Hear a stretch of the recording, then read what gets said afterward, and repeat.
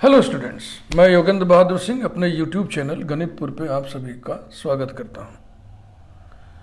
इस चैनल पर मैं हायर एजुकेशन के मैथमेटिक्स के वीडियोस अपलोड करता हूं, जिसका लाभ आप फ्री ऑफ कास्ट ले सकते हैं। और एक मिशन के अंतर्गत, एक मिशन के तहत मैं ये काम करता हूं। उस मिशन का नाम है तेरा तुझको अर्पण। इसका भाव ये है कि हे प्रभु, जो कुछ भी तुमने मुझे दिया है, पठन पाठन से संबंधित, अध्ययन अध्यापन से संबंधित जो कुछ भी हुनर दिया है, स्किल दिया है, वो सब मैं स्टूडेंट्स के हवाले कर रहा हूँ। इस मिशन से आप जुड़िए, इन वीडियोस का लाभ लीजिए, औरों को भी जोड़िए।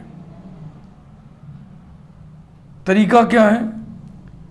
इंग्लिश में सब मैटर को लिखना है, बातचीत जो करना है, कन्वर्सेशन, वो इंग्लिश में होगा। इंग्लिश और हिंदी मिक्स्ड। जिस बेल्ट में मैं टीचिंग किया मैंने, वो ऐसे ही बेल्ट है। इंग्लिश में लिखना है, इंग्लिश में बातचीत करना है। और उत्तरी भारत, पश्चिमी भारत, कुछ हिस्से जो है पूर्वी भारत के ऐसे हैं जहाँ पर इसी मिजाज के स्टूडेंट्स होते हैं। लिखते तो इंग्लिश में हैं, बुक्स इंग्लिश की पढ़ते हैं, इंग्लिश में लिखी हुई, लेकिन जो बातचीत है, समझने समझाने का जो कार्यक्रम है, वो इंग्लिश में होता है। तो ये स्टाइल जिसकी है वो हमसे खूब बढ़िया से जुड़ सकता है और इन वीडियोस का लाभ ले सकता है।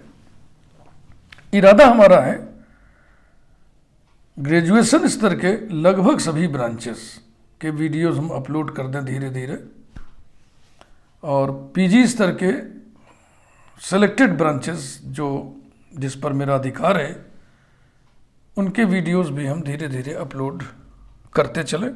काफ़ी वीडियोस अब तक अपलोड हो चुके हैं, एबव 900 वीडियोस, एबव 900 वीडियोस अब तक, आज तक अपलोडेड है। और ये हमारी यात्रा अनवरत जारी रहेगी जब तक मैं जिंदा रहूँगा। स्टूडेंट्स के लिए मैं कुछ ना कुछ करता रहूँगा। 36 वर्ष के टीचिंग एक्सपीरियंस यूजी क्लासेस का, 25 वर्ष का टीचिंग एक्सपीरियंस पीजी क्लासेस का हमारे पास है। हमें बखूबी मालूम है स्टूडेंट्स की साइकोलॉजी क्या है, उनका मिजाज क्या है। उसी को ध्यान में रखते हुए बहुत ही सिंपल टीचिंग के माध्यम से मैं आपको सब्जेक्ट समझाने की कोशिश करता हूँ। आज एक नई प्लेलिस्ट हम शुरू करने जा रहे हैं डिफरेंशियल कैलकुलस का। टाइटल है कर्वेचर। कर्वेचर को हिंदी में बोलते हैं वक्रता। वक्रता को और ठेठ हिंदी में बोले तो टेढ़ापन। भाई कर्व टेढ़ा ही तो होता है ना, कोई भी कर्व है टेढ़ा मेढ़ा ऐसे ऐसे चले, तो वही वक्रता होती है, कितना टेढ़ा है। तो वक्रता को कर्वेचर कहते हैं और उसके उल्टे को रेडियस ऑफ कर्वेचर कहते हैं। यानी कि रेडियस ऑफ कर्वेचर के उल्टे को कर्वेचर कहते हैं। Reciprocal of curvature is called radius of curvature. Reciprocal of radius of curvature is called curvature. तो कर्वेचर का हम लोग इसमें अध्ययन करेंगे, ठीक है ना। 2 डायमेंशनल प्लेन में सारी बातचीत होगी, इसलिए केवल टेढ़ेपन की बातचीत हो रही है। अगर हम स्पेस में कर्व्स का अध्ययन करें, स्पेस में, तो स्पेस का जो कर्व होता है उसमें एक प्रॉपर्टी और आ जाती है ऐंठन की, उसे टोशन कहते हैं। TORSION उच्चारण होता है टोशन, आर साइलेंट, टोशन। लेकिन 2 डायमेंशनल प्लेन में केवल टेढ़ापन, वक्रता, कर्वेचर का अध्ययन किया जाता है। तो आइए हम शुरू करें डेफिनेशन से। पहले डेफिनेशन को समझ लीजिए। ये लाल रंग से हमने कर्व का एक पोर्शन बनाया हुआ है। This is a portion of a curve y equal to f of x। उस पर 2 पॉइंट्स लिए गए, नेबरिंग पॉइंट्स। P पर Q पर नॉर्मल खींचे गए। जाहिर सी बात है, नॉर्मल खींचने के लिए पहले टेंजेंट खींचोगे, फिर उस पर परपेंडिकुलर खड़ा कर दोगे तो नॉर्मल हो जाएगा। नेबरिंग पॉइंट्स P और Q पे खींचे गए नॉर्मल्स माना कि N पर मिल रहे हैं। ओके, तो अब जैसे जैसे क्यू पी को टेंड करेगा ये एन यहीं फिक्स नहीं रहेगा, वो मूव करेगा, चाहे इधर मूव करेगा चाहे इधर कहीं ना कहीं मूव करेगा, ये डिपेंड करता है इसके शेप पर। तो फिलहाल हम मान ले रहे हैं कि जैसे जैसे क्यू पी के निकट आएगा एन सी के निकट जाएगा, यानी N approaches to C when Q approaches P, then C is called centre of curvature and the portion CP is called radius of curvature of the curve at the point P। यही है definition. Clear हुआ? आपके मन में कौतूहल उत्पन्न हो सकता है कि जब QP की तरफ बढ़ेगा तो ये N डिस्टर्ब क्यों होगा बेटा? इसलिए डिस्टर्ब होगा कि ये जो शेप है, जो सर्कुलर शेप जैसा दिख रहा है, लेकिन ये सर्कुलर शेप नहीं है, ये सर्कुलर शेप नहीं है। इसका प्रमाण देखो, ये देखो, ये सर्किल है ना, तो ये कहाँ सर्कुलर है, लेकिन नीचे हमने एक सर्कुलर शेप बना रखा है। फर्क क्या है दोनों में? क्यों यहां रहे चाहे यहां रहे चाहे यहां रहे, ये जो लेंथ है ये लेंथ नहीं बदलने वाली है, क्योंकि ये सर्किल का रेडियस है, ठीक है ना। सर्किल के केस में नहीं बदलेगा, वो पर्टिकुलर केस हो गया। लेकिन इन जनरल अगर कर्व है तो क्यू जब पी की तरफ टेंड करेगा तो एन भी अपनी जगह से हटेगा, मूव करेगा। ओके, तो आइए इस बातचीत को मैं लिख देता हूं। इस चैप्टर में बेसिकली 3 फैक्ट्स हमें पढ़ने हैं। Radius of curvature, curvature radius of curvature दो अलग अलग ना समझिए, both are reciprocal to each other. एक तो हमें कर्वेचर पढ़ना है, रेडियस ऑफ कर्वेचर पढ़ना है, दूसरे कॉर्ड ऑफ कर्वेचर पढ़ना है, कॉर्ड ऑफ कर्वेचर, ओके, और तीसरे सेंटर ऑफ कर्वेचर। तो सेंटर ऑफ कर्वेचर माने कोई सर्किल ऑफ कर्वेचर होगा, यस, जो सर्किल ऑफ कर्वेचर होगा उसी का कॉर्ड ऑफ कर्वेचर, उसी का सेंटर ऑफ कर्वेचर। तो पहला भाग हम फिलहाल पहले हम रेडियस ऑफ कर्वेचर पढ़ेंगे, फिर कॉर्ड ऑफ कर्वेचर, फिर centre of curvature. Centre of curvature के लोकस को इवोल्यूट ऑफ द कर्व कहते हैं। तो ये बातें धीरे धीरे हम प्रस्तुत करेंगे। आइए पहले हम डेफिनेशंस लिखें।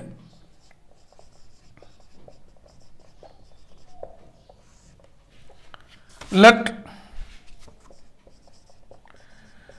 P x y and Q x plus delta x y plus delta y be two neighboring points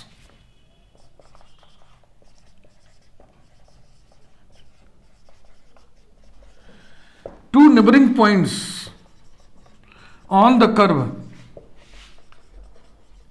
y equal to f of x. Let capital N be the point of intersection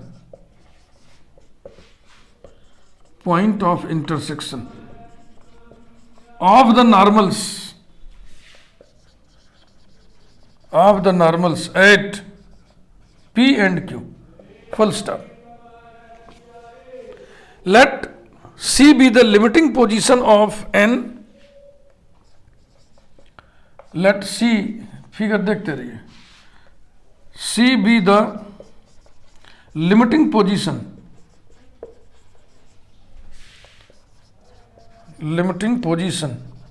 of capital N as Q tends to P.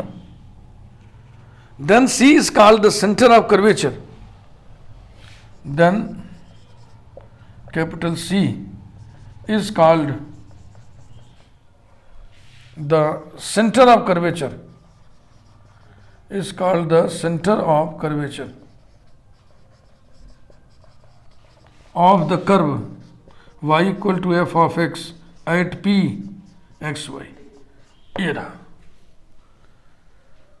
ठीक। ये बातें मैं आपको समझाई दिया था, उसी को हमने लैंग्वेज में लिख दिया है सिर्फ। The length CP is called the radius of curvature.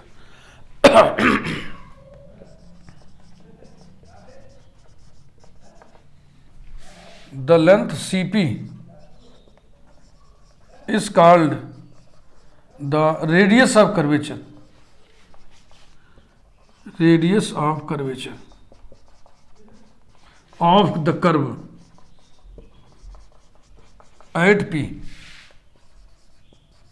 ये ध्यान रखना, centre of curvature of the curve eight P, radius of curvature of the curve eight P, of the curve eight P, ध्यान रखना of the curve eight P. जो data निकल रहे हैं curve का पी पर, पी माने जनरल पॉइंट पर। तो अब हम इसको यूं भी एक्सप्रेस कर सकते हैं, radius of curve 10, radius of curvature at P comma denoted by rho, denoted by rho, small rho है ये, कैपिटल रो कैपिटल पी जैसे लिखते हैं वैसे होता है। This is small rho, Greek alphabet से ये सब इधर हमने लगा रखा है चार्ट। हाँ थोड़ा और लिखना, 10 small rho equal to limit Q tends to P, P N. देखो ध्यान से सारी बात, जब क्यू पी को टेंड करेगा तो एन किसको टेंड करेगा, सी को। तो जो लेंथ सी पी है वही तो रेडियस ऑफ कर्वेचर है।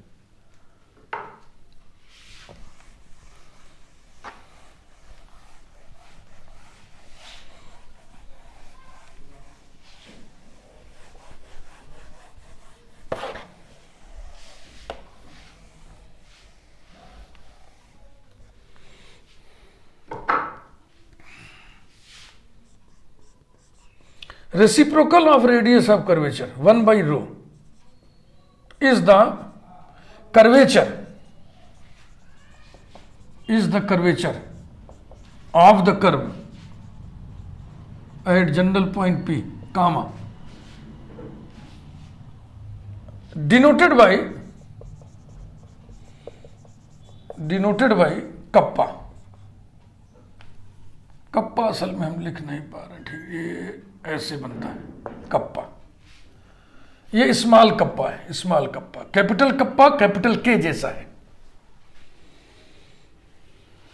10 small kappa equal to 1 by rho, this is the curvature. Next footnote है, सेंटर ऑफ कर्वेचर तो पहले ही निकाल लिए थे। इस डेफिनेशन लिखने की प्रक्रिया में सबसे पहले आपको क्या मिला, सेंटर ऑफ कर्वेचर, फिर मिला रेडियस ऑफ कर्वेचर, फिर मिला कर्वेचर। तो सेंटर ऑफ कर्वेचर पहले मिला, इसका मतलब उसके कोऑर्डिनेट्स हमें मिल जाएंगे। तो यदि माना alpha beta B the centre of curvature, B the centre of curvature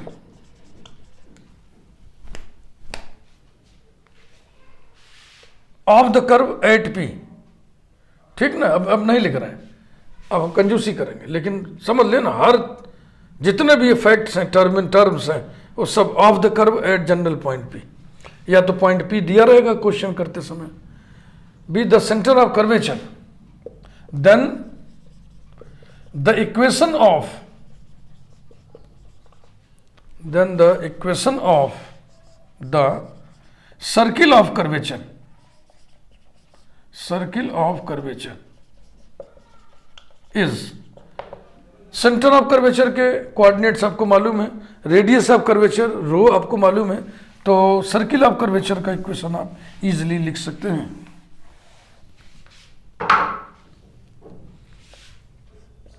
x minus alpha whole square plus y minus beta whole square equal to rho square. Small x small y को हम नहीं लिखे इसलिए क्योंकि general point P के coordinates आपने small x small y लिख रखा है, स्मॉल एक्स स्मॉल वाई खाली नहीं है, इसलिए हम कैपिटल एक्स कैपिटल वाई लिख रहे हैं।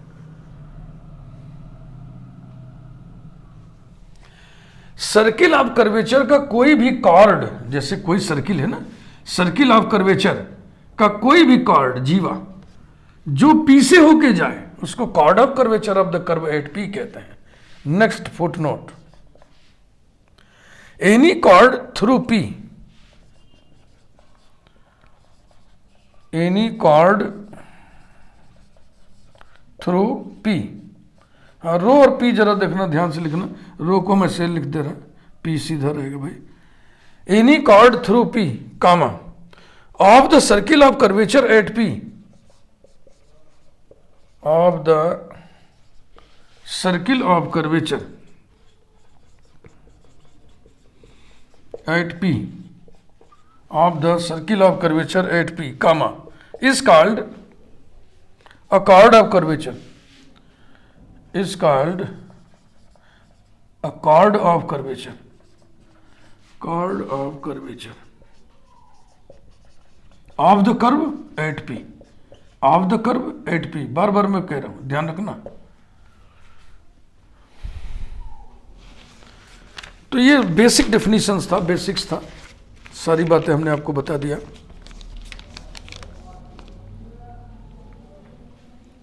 क्या क्या बता दिया? सबसे पहले क्या आया डेफिनेशन लिखने के दौर में? सेंटर ऑफ कर्वेचर, फिर आया रेडियस ऑफ कर्वेचर, फिर उसका रेसिप्रोकल कर्वेचर, और फिर circle of curvature, next chord of curvature. ठीक है ना? एक फुट नोट हम चाहें तो और लिख दें कि locus of centre of curvature, locus of center of curvature is called the evolute, लिख ही देते हैं।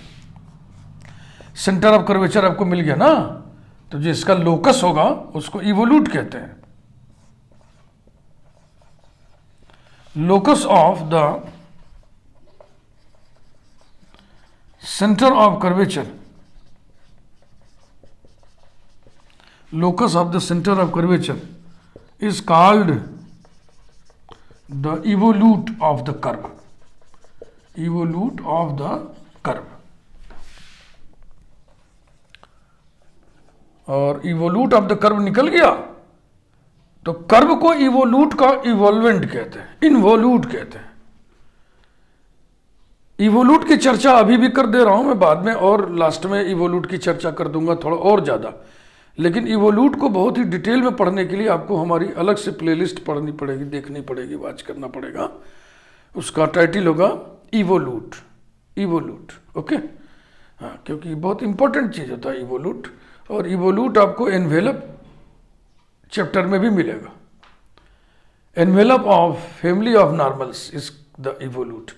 तो अब ये एक रोचक बात हुई ना कि सेंटर ऑफ कर्वेचर का लोकस और फैमिली ऑफ नॉर्मल्स का एनवेलप एक ही चीज को कैसे डिफाइन करते हैं। तो ये सब मैकेनिज्म, ये सब सब्जेक्ट आपको डिटेल में हम पढ़ाएंगे ताकि कोई कोर कसर न रह जाए सब्जेक्ट सीखने में।